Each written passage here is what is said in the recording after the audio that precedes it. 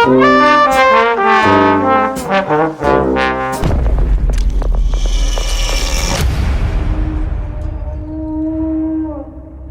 يا جماعة؟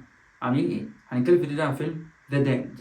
الفيلم بيدور في القرن 19 عن مجموعة صيادين بقيادة أرملة قائد الطقم ده، وهم في رحلة ليهم في ذروة الشتاء، وعندهم نقص كبير في الموارد. طبعا ده غير ظروف الجو اللي مخليها جولاتهم عشان خاطر يلاقوا صيدة حلوة أصعب. بيلاقوا سفينة غرقانة وبيلاقوا قدامهم اختيار إن هم ينقذوا الناس اللي جوه السفينة دي أو يسيبوهم يموتوا. وبناء على الاختيار ده بتتوالى أحداث الفيلم، ورسميا معانا أول فيلم رعب في 2025. لا، وبالذات بقى أفلام الرعب اللي بتنزل في أول سنة خالص دي برضه بتبقى كده ليها طبع مختلف. أفلام الرعب اللي بتنزل في أول السنة دي بالذات بيبقى دايما يعني أضيع حاجة تقريبا بتنزل في أول سنة خالص، ما عدا بعض الاستثناءات يعني. والفيلم ده من الاستثناءات دي. الفيلم فعلا كان حلو، الفيلم كان حلو جدا بالنسبة لفيلم نزل في أول السنة. يعني بالنسبة لفيلم نزل في أول السنة هو يعتبر فيلم مفاجئ بالنسبة لأفلام الرعب، وأنا أصلا بحب الأفلام اللي بتدور في عصور قديمة وبتدخلك كده في مود لذيذ. يعني الفيلم ده فكرني قوي كده بأفلام روبرت إيجرز. الفيلم ده أنا حسيت كده وأنا بتفرج عليه شوية بأجواء فيلم زي ذا ويتش أو ذا لايت هاوس أو زي نوسفراتو اللي كان نازل من كام أسبوع كده. طبعا مع اختلاف القصص واختلاف الستايل واختلاف برضو الاخراج خالص، بس تحس ان هو بيدور في الحته دي يعني. فخلاص ده بالنسبه لي كده دي بوينت راحت للفيلم. انا استمتعت بالفيلم بس للسبب ده. وقصه الفيلم كانت فعلا حلوه. المعضله اللي بيواجهوها او المشكله والاختيار اللي بياخدوه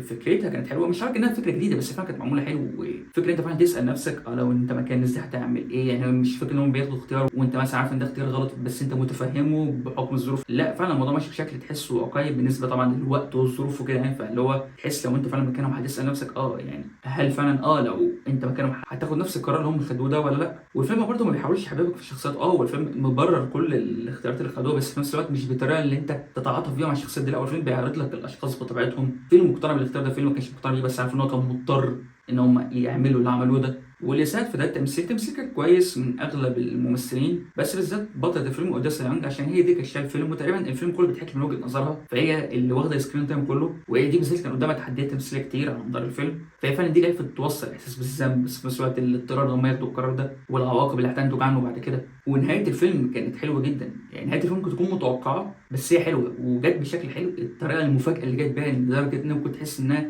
اتكروتت سنه، بس يعني هي هنا الكروته دي كانت ساعدت في الصدمه اكتر، ساعدت في القصه اكتر، ادت فعلا معنى مختلف تماما القصه. يعني انا بالنسبه لي النهايه دي اللي عملت الفيلم، لان الفيلم فعلا كان فيه مشاكل برده مش قليله واللي هنروح لها كمان شويه. بس وانت عمال تتفرج وبعض بقى الحاجات اللي مضايقاك فما توصل النهايه، لا فعلا النهايه كانت حلوه جدا. لانها من نوعيه النهايات اللي بتخليك تفكر كده في اللي حصل على مدار الفيلم. لانها بتوريك ان ممكن حد حاسس بالذنب بسبب حاجه عملها حتى لو هو كان مضطر عليها، تخليه يتوهم حاجات وتخلي الوهم اللي في دماغه ده يوصله لايه. زي ما انت بتشوف بقى مدار الاحداث. انا كل ده بقول كده من غير حاجه لان انا لما شفت الفيلم كنت عارف ان انا حاجه، فده زود من متعتي في الفيلم حتى لو النهايه كانت متوقعه. حتى لو الاحداث كنت نوعا ما عارف بعد ما شفت القصه فهمت القصه هتمشي في انهي اتجاه يعني. بس الموضوع كان ممتع برضه. وبرضه اللي ساعد انه يوصل الكلام ده الاخراج. النقله نفسها بتاعت العصر القديم دي كانت معموله بشكل حلو. الكادرات كانت كويسه، الاماكن نفسها كانت حلوه قوي. دي كانت مساعداك تحس اكتر بالازمه، بالاجواء الشتويه اللي هم فيها، الازمه نفسها. يعني كانوا عارفين ان هم يحققوا سنه العزله دي، ان هم فعلا ناس في مكان منعزل والظروف اللي هم فيها والموارد اللي ناقصاهم. يعني الاخراج عارف ينقل الكلام ده كله. التصوير، الالوان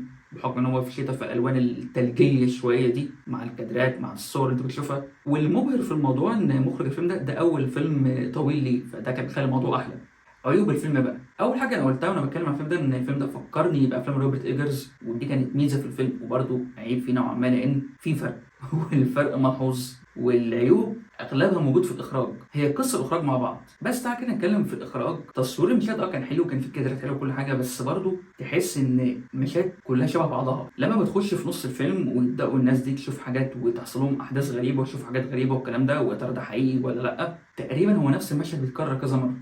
مفيش جديد فيه يعني، لا في الكادرات ولا في الموقف ولا في اي حاجه. عشان كده بقول لك هو ده عيب قصه واخراج مع بعض. لان القصه برضو احداثها تحسها مكرره شويه في النص. في التلت التاني بالتحديد تحس ان الاحداث مكرره والاخراج تقريبا نفس طريقه تصوير، نفس السيتويشن بنفس كل حاجه مع اختلافات بسيطه جدا يعني. ما تحسش فعلا انت شفت جنون الاشخاص دي، ما تحسش انت شفت ان في بالذات بالنسبه للبطله الرئيسيه اللي هي اوديسا يانج. بما ان هي دي اللي شايله الفيلم والفيلم كله بتحكي من وجهه نظرها، ما تحسش انها وصلت لمرحله الجنون خالص، او ان انت ما شفتش المشاهد اللي توصل لك انها وصلت لمرحله الجنون دي.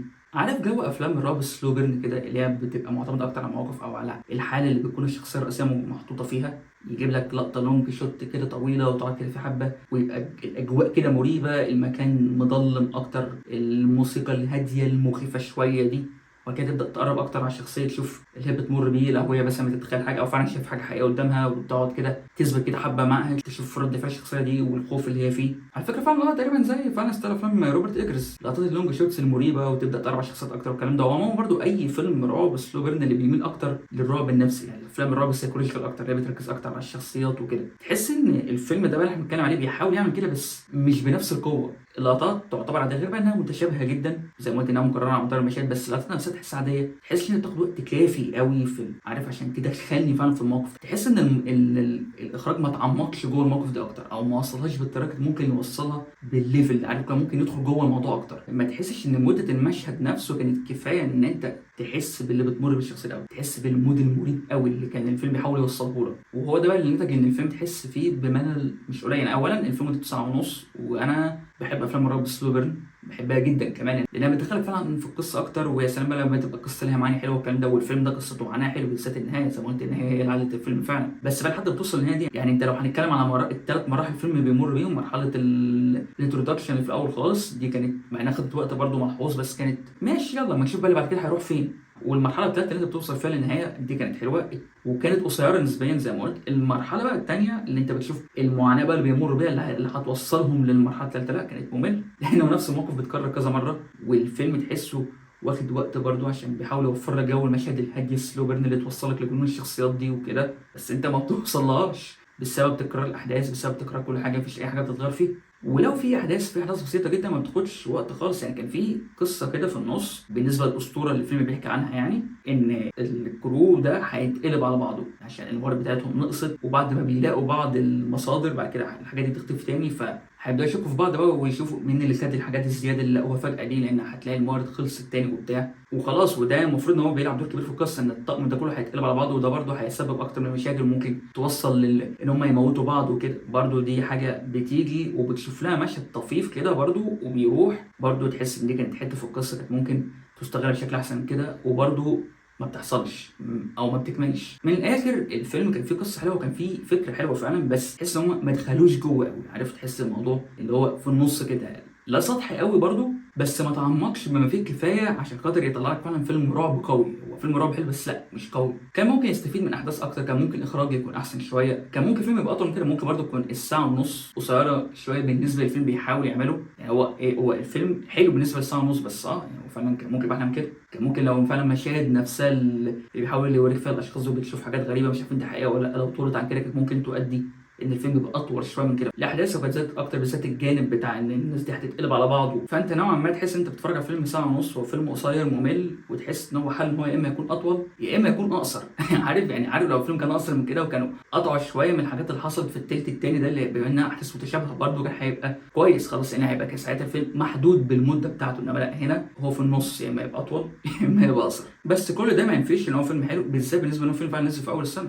وهديله 7 من 10. وبرده ال 7 من 10 دي بصراحه كان جزء منها ان انا فعلا ما كنتش عارف الفيلم بيحكي عن ايه اصلا. يعني انا لما دخلت اتفرج على الفيلم ده ما كنتش عارف عنه اي حاجه، فده زود من متعته اكتر. وبس كده، ده كل ما على فيلم ذا دامد. انت شفت الفيلم ولا لسه؟ شفتوه؟ اكتبوا في الكومنتات. انا ما شفتوش، اتفرجوا عليه في سهره لذيذه، وكده كده اصلا خلاص الفيلم نازل على النت. وايه لمحبين افلام الرعب، هو الفيلم اضافه حلوه بالذات، يعني بالنسبه لاول فيلم رعب في السنه فهو اضافه حلوه حتى لو يعني مش اقوى حاجه. فروحوا شوفوه واكتبوا لكم في الكومنتات، ولو عجبكم الفيديو ما تنسوش تعملوا لايك وتشتركوا سبسكرايب وتشغلوا زر الجرس عشان يجيكم كل جديد. اشوفكم في الفيديو الجاي ان شاء الله، وسلام.